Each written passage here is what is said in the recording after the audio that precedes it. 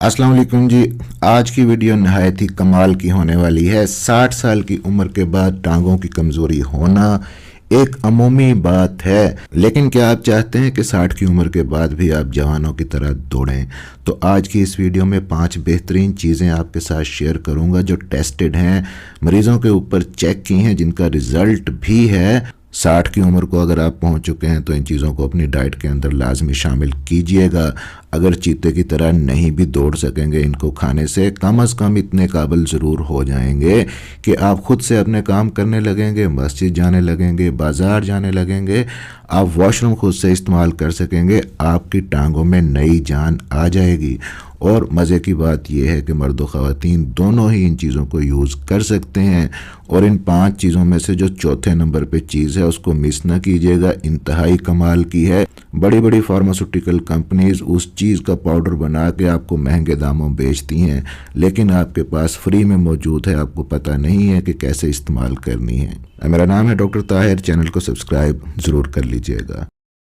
अगर आप चाहते हैं कि कोई इमारत मजबूत हो और लंबे अरसे तक कायम रहे तो उसकी बुनियाद को मजबूत करना पड़ता है। इसी तरह आपकी बॉडी, आपकी जिस्म की बुनियाद, बेस आपकी टांगें हैं, मजबूत होंगी तो आप आसानी से चल फिर सकेंगे। तो 5 सादा सी ग़िज़ाएँ आपके साथ शेयर करूंगा जो टांगों को मजबूत बनाएंगी, टांगों में खून की गर्दिश को बेहतर करेंगी और आप आसानी से नकल हरकत कर सकेंगे। सबसे पहली चीज़, सबसे पहला सुपर फूड जो हड्डियों और जोड़ों की सेहत को बरकरार रखने और आपके पूरे स्केलेटल सिस्टम को मजबूत बनाने के लिए ज़रूरी है, वो है तिल के बीज, सिसमे सीड्स। 12 अपनी वीडियोस के अंदर मैं बता चुका हूँ। अगर आपके जोड़ों के अंदर प्रॉब्लम है, जोड़ों में चिकनाई कम है, आपकी जिस्मानी हरकत का दारोमदार बुनियादी तौर पे जोड़ों, हड्डियों और ढांचे पे होता है, तिल के बीज के अंदर कैल्शियम वाफिर मिकदार में होता है और कैल्शियम हड्डियों के लिए बहुत ही ज़रूरी होता है। ये मैग्नीशियम से भी भरपूर होते हैं जो नींद को बेहतर बनाते हैं। जब नींद बेहतर होती है, जिस्म की रिकवरी बेहतर होती है, जिस्म की मुरम्मत ठीक होती है, जिस्म आपका बहाल होता है नींद के दौरान। इसलिए जितनी अच्छी नींद होगी उतने बेहतर तरीके से आपके मसल्स दिन में काम करेंगे। तिल के बीज और तिल का तेल पूरे जिस्म को चिकना रखने में आपकी मदद करते हैं। इनका एक और बड़ा फ़ायदा ये है कि ये हाजमे के निज़ाम को बेहतर बनाते हैं। जब हाजमा दुरुस्त हो तो आंतें सेहतमंद रहती हैं, निज़ाम ठीक तरह से काम करता है और जिस्म में फासिद मादे जमा नहीं होते। जहरीले मादे जब बाहर निकल जाते हैं, आपके हार्मोन अच्छे होते हैं, जोड़ अच्छे होते हैं, हड्डियां बेहतर तरीके से काम करती हैं। अब सवाल ये है कि तिल के बीज कैसे इस्तेमाल किए जाएं। मैं आपको सबसे आसान तरीका बताता हूँ कि सुबह के वक्त 1 चाय का चम्मच तिल के बीज पानी में भिगो दें। शाम को सोने से तकरीबन 1 घंटा पहले इन भिगोए हुए बीजों को अच्छी तरह चबा के खा लें। पानी पीने की ज़रूरत नहीं, सिर्फ बीज अच्छी तरह चबा के निगल लें। इनका जायका बुरा नहीं होता और ज़्यादातर लोग इन्हें आसानी से खा सकते हैं। आप तिल का तेल भी बाकायदगी से इस्तेमाल कर सकते हैं, इसका भी बहुत ही फ़ायदा होता है। कभी कभार अगर आप चाहें तो रात को 1 खाने का चम्मच तिल का तेल आप पी भी सकते हैं। आप अपने पाँव के तलवों पे तिल के तेल से मालिश भी कर सकते हैं। तो तिल के बीजों को और तिल के तेल को अपनी रोज़मर्रा डाइट का हिस्सा बनाएं। अब दूसरी चीज़ जिसकी हम यहाँ पे बात करेंगे वो है पेठे के बीज, पंपकिन सीड्स। इनके अंदर जिंक काफ़ी मिकदार के अंदर मौजूद होता है जो आपके जोड़ों को, हड्डियों को, पट्ठों को, बालों को, जिल्द को सेहतमंद बनाता है, आपके इम्यून सिस्टम को बेहतर करता है, जिस्म से सोजिश को कम करता है। जो बाकायदगी से पंपकिन सीड्स इस्तेमाल करते हैं उनके जिस्म की रिकवरी, रिपेयर का प्रोसेस तेज़ होता है। ख़ास तौर पे पंपकिन सीड्स मर्दों के अंदर प्रोस्टेट की सेहत के लिए फ़ायदेमंद है, स्पर्म काउंट को बढ़ाता है, मर्दाना ताकत के लिए अच्छा है। जिंक क्योंकि इसके अंदर होता है, अब ये हाजमे को भी बेहतर बनाता है। इनका जायका अच्छा होता है। अगर आप चाहें तो कद्दू के बीज, तिल के बीज एक साथ मिला के भी इस्तेमाल कर सकते हैं। मिकदार कितनी लेनी है? 1 चाय का चम्मच। आप इन्हें ड्राई रोस्ट करके रख लें, दिन में या रात में जिस टाइम आप चाहें 1 चम्मच खा सकते हैं। पम्पकिन सीड्स का जो तेल है वो भी एक अच्छा ऑप्शन है। इसका जायका हल्का सा मीठा होता है, इसे पीना आसान होता है। अब जी तीसरी चीज़ यहाँ पे आपके लिए है बीटरूट, चुकंदर।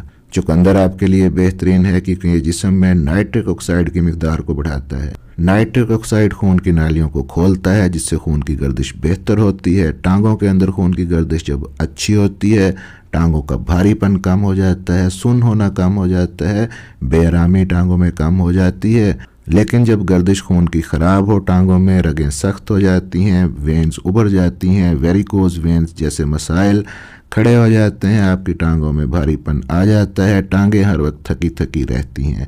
चुकंदर इन मसाइल से आपको निजात दिलाता है, आपकी शरियानों को, खून की नालियों की सख्ती को कम करता है, जिससे खून की रवानी बेहतर होती है। और बेहतर खून की गर्दिश का मतलब है ज़्यादा सेहतमंद और मजबूत टांगें और पाँव। मैं आमतौर पे चुकंदर को इसके कुदरती मौसम में खाने का मशवरा देता हूँ। पूरा साल इस्तेमाल नहीं करें, सिर्फ मौसम में ही, सीज़न में जब ये अवेलेबल हो उन दिनों में आप इसको यूज़ करें। अब जी चौथी चीज़ जिसके बारे में मैंने बात की थी कि मिस ना कीजिएगा, वो है मोरिंगा पाउडर। सोहांजना के पत्तों का पाउडर। ये मोरिंगा सोहांजना एक हैरत अंगेज़ पौधा है, जोड़ों के दर्द को कम करता है, इंसुलिन के अचानक बढ़ने को कंट्रोल करता है, शुगर के मरीजों के लिए फ़ायदेमंद है, आयरन की कमी, हीमोग्लोबिन की कमी है तो इस्तेमाल कीजिए, उसको बेहतर करता है, मजमूई तौर पे आपकी तवानाई को, खून की गर्दिश को बेहतर करता है। अगर आपके जोड़ों के अंदर सोजिश है उसको कम करना चाहते हैं, जोड़ों में दर्द है उससे आराम लेना चाहते हैं, हरकत को बेहतर बनाना चाहते हैं और इंसुलिन को मुतवाज़न करना चाहते हैं, आयरन की कमी को पूरा करना चाहते हैं, या आंतों की सेहत को बेहतर करना चाहते हैं, तो मोरिंगा यानी सोहांजना इस्तेमाल कीजिए। ये कोलेस्ट्रोल को मुतवाज़न रखने में भी मदद करता है और कब्ज़ से भी आराम देता है। अब सवाल ये पैदा होता है कि इसको कैसे इस्तेमाल किया जाए। तो वैसे अगर आप मार्केट से लेंगे मोरिंगा पाउडर काफ़ी महंगा मिलेगा। सोहांजना इसका दरख्त आम तौर पे पाकिस्तान के अंदर मौजूद होता है। जहाँ पे भी आपको मिले आप इसके पत्ते उतार लें, उन्हें खुश्क कर लें, खुश्क करके उनका पाउडर बना लें। ये जो मोरिंगा लीफ पाउडर बनेगा, आधा चम्मच आप दिन में 2 बार खाने के बाद ले सकते हैं। आप स्मूदी में, मिल्क शेक में, लीमू वाले पानी में डाल सकते हैं, लस्सी में डाल के पी सकते हैं, सादा पानी में मिला के पी सकते हैं, जैसे भी आपको आसान लगे। अगर 1 महीने तक आधा चम्मच सुबह शाम लेने से आपको कोई मसला नहीं होता तो आप इसकी डोज बढ़ा के 1 चम्मच सुबह शाम भी ले सकते हैं। अब जी 5वीं और आखिरी चीज़ आपके लिए, लहसुन। अगर दवा की तरह इस्तेमाल किया जाए तो बहुत ही फ़ायदा देता है। अगर किसी का कोलेस्ट्रॉल ज़्यादा है जिसकी वजह से खून का बहाव टांगों में मुतासर हो रहा है, लहसुन इसके लिए फ़ायदेमंद है। खून के लोथड़े बनने के ख़तरे को कम करता है, खून की रवानी को बेहतर करता है।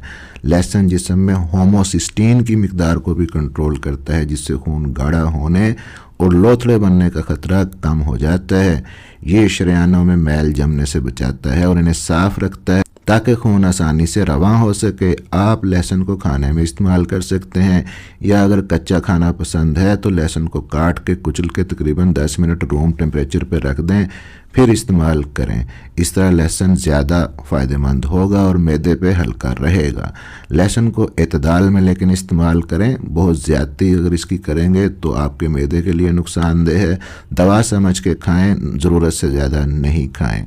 आई होप कि वीडियो हेल्पफुल रही होगी, कुछ सीखने को मिला हो तो वीडियो को लाइक और शेयर ज़रूर कर दीजिएगा। चैनल को सब्सक्राइब कर लीजिएगा। अपना ख्याल रखिएगा, दुआओं में याद रखिएगा। अल्लाह हाफिज़।